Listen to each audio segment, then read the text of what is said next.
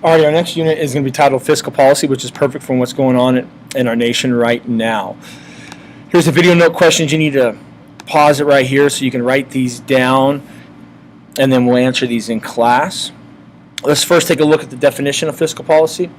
So the definition of fiscal policy is the government spending, borrowing, and taxing policies. It is conducted by Congress and the President. That's why we have an issue right now with the fiscal cliff. We'll talk about that in class. The three tools of fiscal policy are government spending, taxing, and borrowing policies. Here is fiscal policy. So you have two problems facing the economy, inflation and recession. So in recession, we know it as unemployment. So you have recession and inflation. Here is the three tools: spending, taxing, and borrowing. This is called expansionary policy. You're trying to grow the economy. This is called contractionary policy. You're trying to shrink the economy. With government spending, you increase government spending. This is also known as Keynesian economics. We'll get into that. And then you'd want to decrease taxing and then increase government borrowing. By increasing spending and borrowing, you're getting more money in the economy, creating more jobs. By decreasing taxing, you're giving people more money. But you could say you're also creating more debt because you're growing the size of government. It's unfortunately, either way, has its issues. During inflation, how do you fight inflation? You're trying to shrink the economy, stop the economy. You stop spending, you increase taxes, and then you decrease borrowing, trying to, again, take money out of the economy, stop it, make it slow down so you can bring back prices.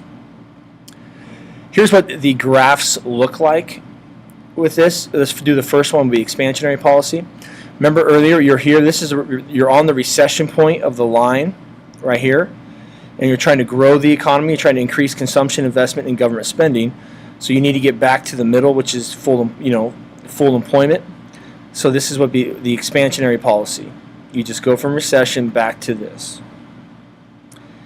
Then the contractionary policy, you're trying to lower the price level, lower inflation.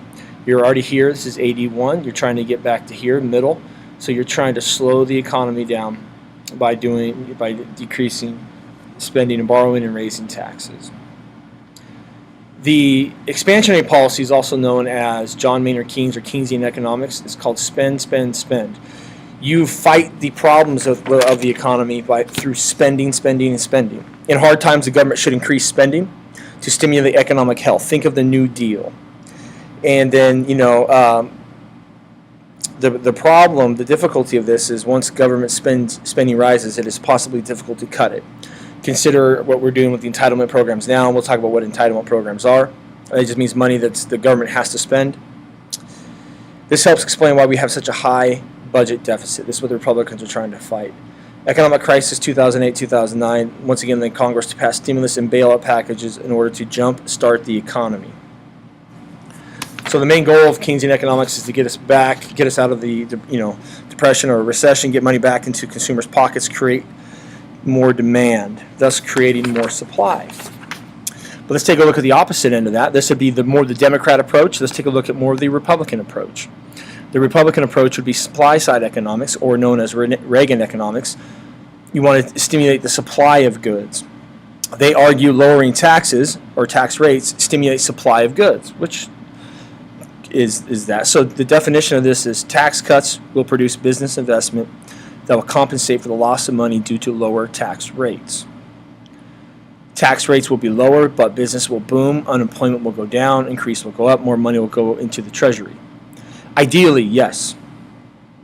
This is most associated with the Reagan administration and Reaganomics.